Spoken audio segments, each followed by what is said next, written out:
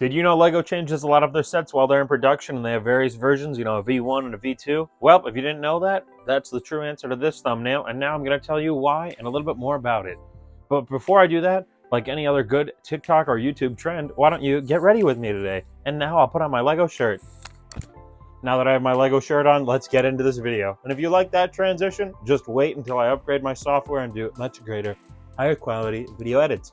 All right, so LEGO does actually change their sets here and there. They might have a design flaw. One of the Slave 1 sets I know had a design flaw where they redesigned it, and on Bricklink it does say, hey, this had a redesign. All right, call it Boba Fett ship, whatever you want to call it. But it was called Slave 1 originally, and the one I'm talking about was called the Slave 1, not like the one today where we see it as Boba Fett ship. Anyway, still a cool ship regardless of whatever the heck you call it. Anyway, moving forward, this isn't about politics or an agenda or anything. We're going to talk about LEGO and LEGO only. Yeah, LEGO does go through redesigns here and there for sets because, again, like I've said before with that set, it has design flaws. They may create it and then realize, hey, we've had a lot of complaints from customers where this set tends to fall apart or have a problem in this area or region of the set. It might not be completely structural. When they were designing the Republic gunship, the UCS one, they had a lot of redesigns for that because it was just very heavy. The wingspan on it was massive, and to hold those wings up, it creates a lot of design. You need to properly make it that way it can hold everything up. But we do often see redesigns where they're changing part quantities, not necessarily for structure of the set, but for new parts that are being created or to generate a set that has a better parts usage. Combining parts such as a 2x2 plate and a 2x2 plate, you can easily substitute a 2x4 plate into there. They want to make sure their sets are done properly. You're not using a bunch of small parts when you could use one large piece. We've also seen this with the Bricklink Designer Studio programming, where in the instructions it specifically says use one part if you can versus using 10 small ones. LEGO is doing this when they redesign sets. We don't often see this as much here and there anymore, but it is one of those things on Bricklink. If you've ever been on Bricklink and you looked at a part list and you saw, a weird icon next to it or a color or a square and it said a number, that's usually because it has an alternate items list. If you scroll to the bottom of that parts list on Bricklink, you can then see these alternate items. When you're in the alternate items section, these parts usually have a square with a particular color and a number. This corresponds with another part within the part list, and it just shows that these two parts are similar, or this was the redesign part. We're going from this clip style to this clip style. Different parts tend to change over time, and as LEGO changes a mold, they will then substitute that part into certain sets when they're continuing production of it. We may see this through sets such as the 501st Battle Pack, where this set has been on the shelf for so many years that eventually, okay, if we're talking about new parts that are being redesigned, this set might have alternate items. I don't think it does, but that would be a great example. A set that it's been on shelves for so long that some of those parts might go through a redesign and have a new mold, in which case there will be multiple variations of that set. If you are curious about the alternate items on Bricklink, it is quite simple. If you scroll to the bottom, the alternate parts are the ones that are for a different variation of that set. If you look at the color coordinated object there, you can see which parts match it. And then you could substitute and say, okay, I want the older version or the newer version.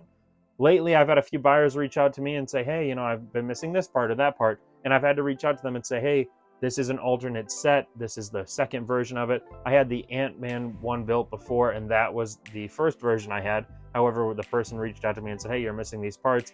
And then that's when I found out, wow, okay, that set has a variation, a second variation, and it involves these other parts added. I told that person, hey, this is the version 1. They were completely fine with that. The next set I've had recently where a customer reached out to me was the ARC 170 Starfighter, the Microfighter series. This set was released as a first version, and I currently have not found the second version of instructions online. I'm going to actually have them in the end of this video in case anybody's looking for them. But the second variation of instructions, it shows the new variations of, okay, what parts are we changing in the new redesign. This one to me is pretty crazy because there are quite a bit of different parts in the redesign for such a small set. However, it does happen with LEGO, and it's something that if you're on Bricklink and you're curious or you don't know what that means, that's all alternate items are. They are simply items that are added when a product or the set is redesigned by LEGO itself. And that is why we have multiple variations of sets. I think the original ATTE had variations of parts, and I mean, the list just goes on, but I want to say that was the very first time where I came across, alternate items. At the end of the day, the alternate items really depend on the instruction manual you have for that set. However, if you find all the parts that are listed on Bricklink in that first section, you can most likely find the instruction manual for that version of the set online. LEGO also has instructions, but they usually only have one version of the instructions. The Arkwing, that Microfighter series set, is a perfect example of where LEGO has the old version of those instructions and not the new version. Again, that new version is at the end of this video. Well, I hope you learned something today. This is pretty much it for this. I just wanted to talk about alternate items because I think it's a pretty crazy, strange thing with LEGO that a lot of collectors don't know about, or even just builders and people that are buying things on Bricklink or eBay. You know, I've experienced a lot of this when I was younger, and I'd pick up sets and be like, hey, it's missing these parts. Later down the line, I figured out, oh, these are alternate items. Here's the second design of this build, and I can build the complete set. Very cool, something great to know as a LEGO collector. If you enjoyed this video, please give it a thumbs up. Please subscribe to see more LEGO content. If you're interested in seeing a cool video, check out this video. It's all about those LEGO soft bricks, the giant LEGO bricks. That's it for this video. Here are the instructions for that ARC 170 Microfighter series. These are the second version of the instructions if you need them. Thank you.